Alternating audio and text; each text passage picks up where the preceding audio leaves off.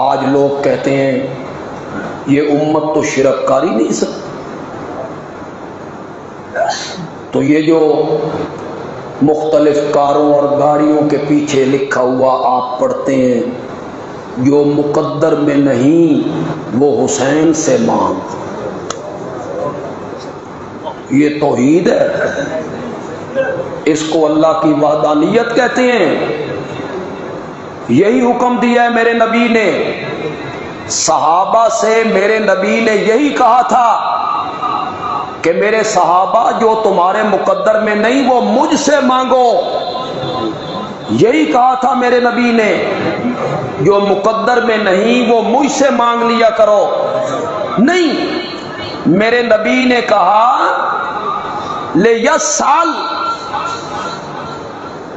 أَحَدُكُمْ حَاجَتَهُ كُلَّهَا لِيَسْأَلْ أَحَدُكُمْ رَبَّهُ حَاجَتَهُ كُلَّهَا۔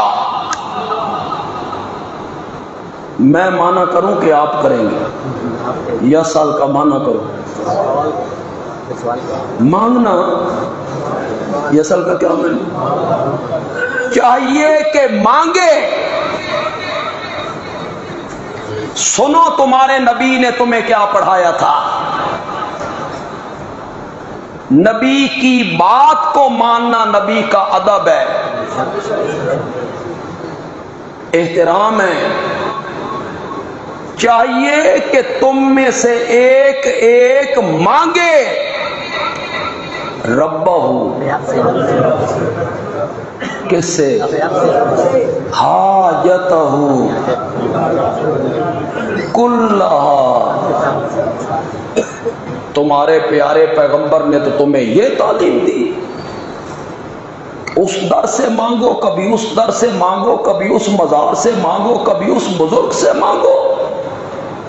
نبی نے تو تعلیم دی چاہیے کہ تم میں سے ایک ایک مانگے اپنے رب سے حاجتہ کلھا۔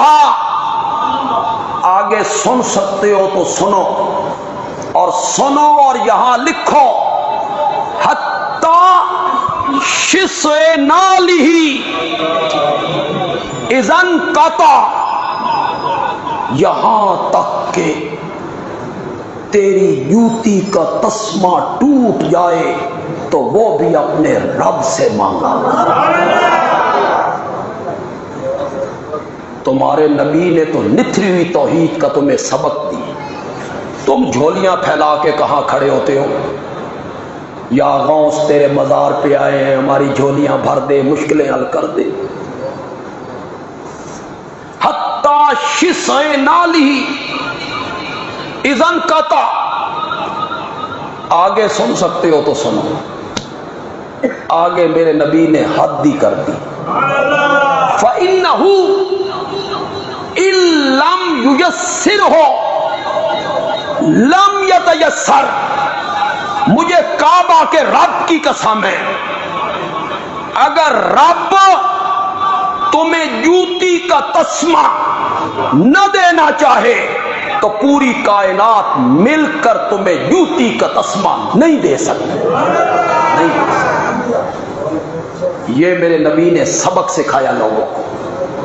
مانگنا ہے تو کس سے مانگنا ہے، پکارنا ہے تو کس کو پکارنا ہے، یہ پیشانی جھکانی ہے تو کس کے آگے جھکانا ہے، اپنے مال میں، اناج میں، جانوروں میں، جانوروں سے نکلنے والے دودھ میں، بطور نظر و نیاز حصہ نکالنا ہے تو وہ کس کے نام پر نکالنا ہے۔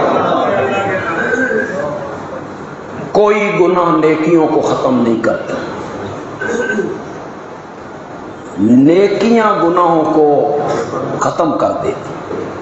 ہاں صرف ایک گناہ ہے اور وہ شرک والا گناہ ہے، رائی کے دانے کے برابر بھی آیا۔